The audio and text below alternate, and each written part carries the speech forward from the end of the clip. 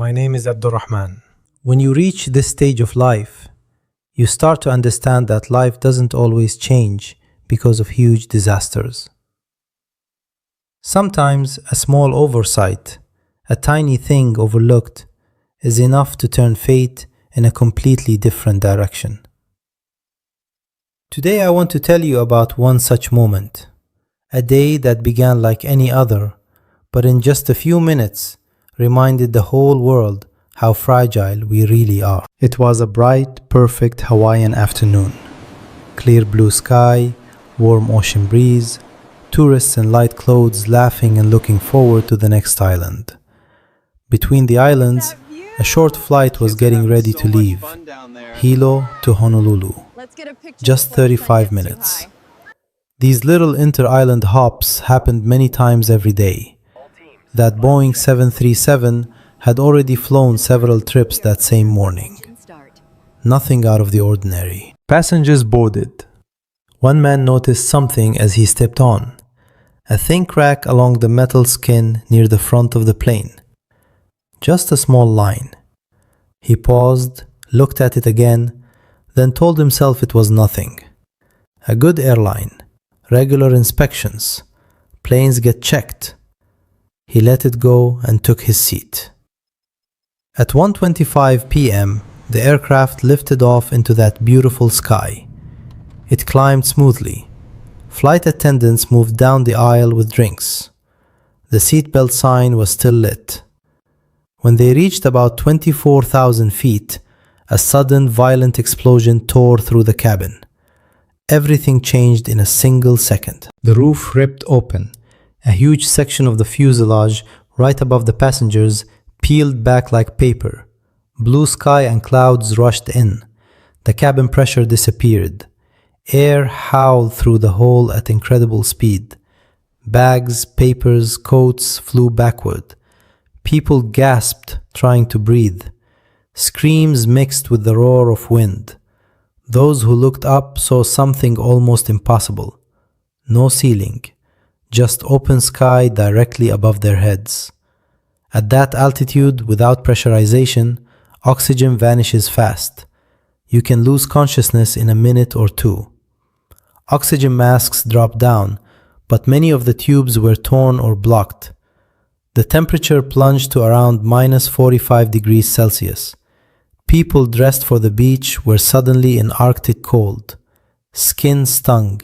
Fingers went numb. One flight attendant tried to reach the cockpit, but there was no answer. Another crew member was thrown violently and badly injured. Chaos spread. Some passengers prayed. Some held on to strangers next to them. Others just stared up at the sky in helpless shock. But in the cockpit, the pilots were still there, and they acted right away. Captain Robert Schonsteimer, an experienced man, and First Officer Mimi Tompkins put on their oxygen masks and began an emergency descent immediately. The plane dropped thousands of feet per minute, racing to reach breathable air before everyone in the back passed out. That wasn't their only problem. The explosion had weakened the front of the aircraft. More stress could tear it apart completely.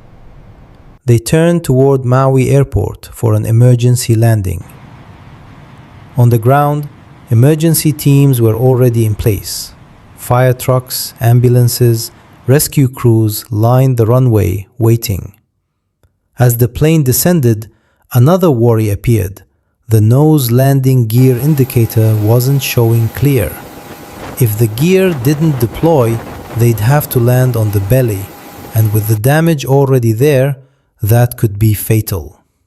Then, someone on the ground with binoculars saw it. The gear was down after all. The information reached the cockpit. One small mercy. At 1:58 p.m., just 13 minutes and 42 seconds after the explosion, the wheels touched the runway. The plane rolled to a stop, and life breathed again. Most of the passengers survived, though many were injured, broken bones, frostbite, cuts from flying debris. One flight attendant, C.B. Lansing, was lost that day. The force pulled her out through the opening and the ocean took her forever. The rest lived, something that felt like a miracle.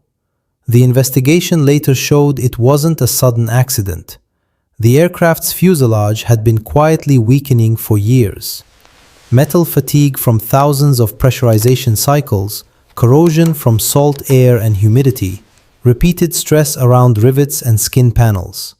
Small cracks had formed, grown, connected, and finally failed all at once. That faint crack the passenger noticed on boarding was only a surface sign. The real damage had been building inside, unseen by the inspections of that time. That single flight changed aviation safety across the world. Inspections for older aircraft became much stricter. New testing methods were introduced: ultrasound, improved X-rays, eddy current checks. Limits were set on how many cycles a plane could fly before major work or retirement. What had once been considered routine was now examined far more carefully. Son, whenever I think back on that day, one thing settles deep in my heart. Life changes most often on ordinary days. A beautiful afternoon, a short flight everyone expected to end the same way it always did. A small crack no one worried about. And then a moment that becomes history. I'm an old man now. My time is shorter than it once was. But when I sit quietly, I still think, every safe landing, every day that ends the way it began, is not something small. Reaching your destination is always a hidden blessing. So if you're listening today, whether you're traveling somewhere or just sitting still somewhere, hold one moment. Take a breath. Look at the people around you, because tomorrow is never promised, and sometimes the smallest neglect can change everything. That's why even the most ordinary day deserves to be seen with gratitude. It is a blessing.